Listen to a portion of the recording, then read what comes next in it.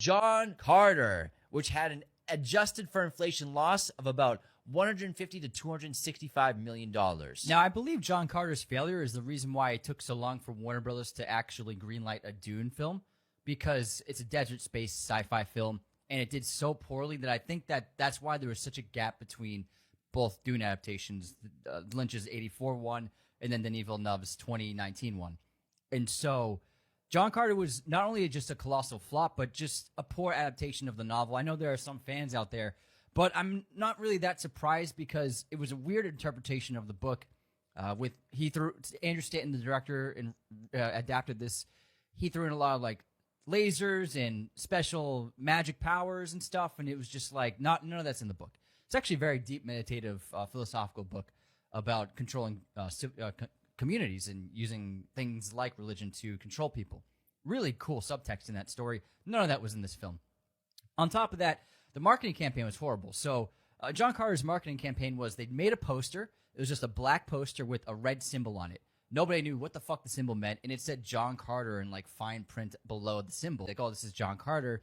That was like a big part of the marketing campaign. And ultimately, the rest of the posters and banners were just really disappointing and underwhelming.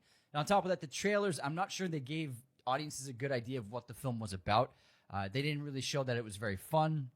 And on top of that, the visual effects weren't quite there back then in 2012. A lot of the characters are motion capture. And this is like they're playing 8-foot-tall green Martians. And so it doesn't quite look amazing. And on top of that, they didn't really explain who John Carter was and what he could do. So John Carter, he's transported to Mars, and because of the gravity difference, it's basically like Superman going to Earth. Because he's used to Earth's gravity, he's immensely powerful and very hard to kill, and just very, very, very strong. He can do things like leap great distances, and he can take out like an entire army of bad guys by himself. They didn't really translate that in the marketing at all. So I think that people, when they saw trailers, they were like, what the hell is this movie? And obviously that's the case because the film lost, adjusted for inflation, so this is a generalized estimation, between about $180 million and $265 million adjusted for inflation. So I'm guessing it's probably around 200, maybe a little bit more, lost Disney.